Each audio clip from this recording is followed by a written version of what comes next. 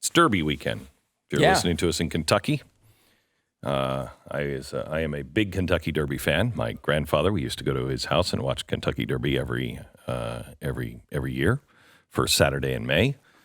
My grandfather was a horse trainer, and none of us ever believed the stories that he used to tell us until we actually saw, what was that movie that came out? We're like, oh my gosh, that is exactly what Grandpa said. The movie wasn't Secretary. It's the old movie with that was about the horse that won in the Seabiscuit. Yeah. So he was, it was cool. When I moved to Kentucky, I lived in Louisville, and I went to the Derby every year. And there's nothing like it. If you've never been to the Kentucky Derby, it is an American tradition. Everybody should do not do it in the infield.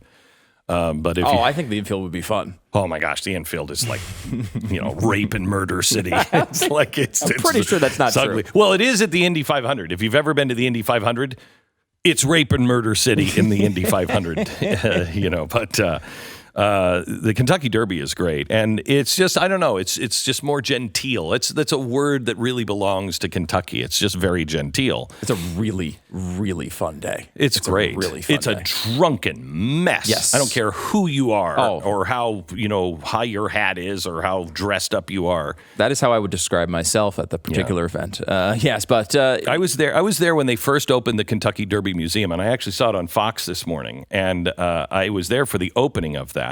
And it was like a black tie thing. It was either the night before or the day of the Derby, and I went in, and this is my drinking days, and I love bourbon. I love Maker's Mark. I love you. And get a sponsorship going. Oh my gosh, I would love it. I love that. I have a lot of good experiences with Maker's Mark. This was not one of them. This was actually one of my most shameful moments, because if you've never had a mint julep, it is it's whiskey or bourbon with sugar in it. That's all it is. Yes, it's a little bit of mint. It's not a good drink. No, it's just. Yeah, it's bourbon masquerading as a really sweet drink. It's like it's a way of getting a tall glass of bourbon and looking respectable. It's whiskey in a clean glass. Okay, sorry for bourbon lovers. I know the difference. So you go to the Kentucky Derby. If you've never had a mint julep, you have to have a mint julep. Well, you drink maybe 2 of those and you're hammered. Not me. I was looking this at a contest. How many can I drink? Because they're potent.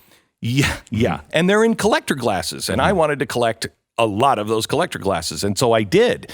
But then, remember, I'm in a bow tie and, a black tuxedo.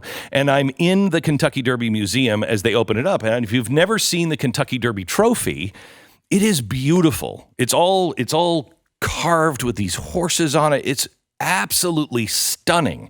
You see it on TV and you're like, okay, yeah, that's cool. But these trophies are really beautiful. Now, I'm really hammered. And I am standing there, and I think I'm standing at the trophy case with my friend. And at this time, I'm not only hammered, but I am also an artist with the F word. And so I am looking at this, and I said to who I thought was my friend, "This is incredible. Look at this. This is so effing beautiful. This is the most effing beautiful thing I've ever seen. F, that's beautiful, don't you think?" And I turned to who I thought was my friend, and it was Walter Cronkite. And he said, "Yes, I guess it is really beautiful." And that was it. And I'm like, "You're Walter Cronkite." "Yes, young man, I am."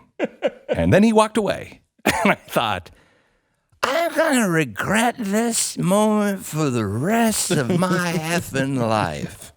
And I have. That was my introduction to Walter Cronkite. I'm sure. Yes, it is quite beautiful. Do you think he was hammered too, or no, just you? No, he was he was stone cold sober. So was everybody else, really. It's a sign of alcoholism, I think. You know, you think you're the one who's like really in control, and you're really not. You're really not. My friend, by the way, I believe may have been just sitting trying to get his sea legs so he didn't vomit on the stairs going down there. So Walter had to go by my friend, who I was lucky enough didn't go, "Hey, it's just my friend over there, my beautiful cop. I think you're going to throw up in a minute."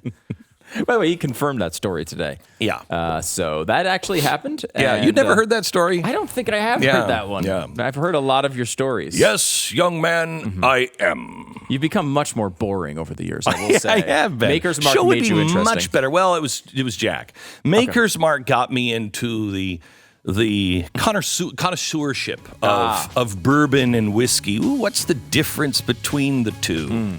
Nothing. But sorry, bourbon lovers and whiskey lovers alike. You can go back to your Civil War on the difference between the two. But Maker's Mark, I miss you, and I'll be thinking about you all Derby weekend.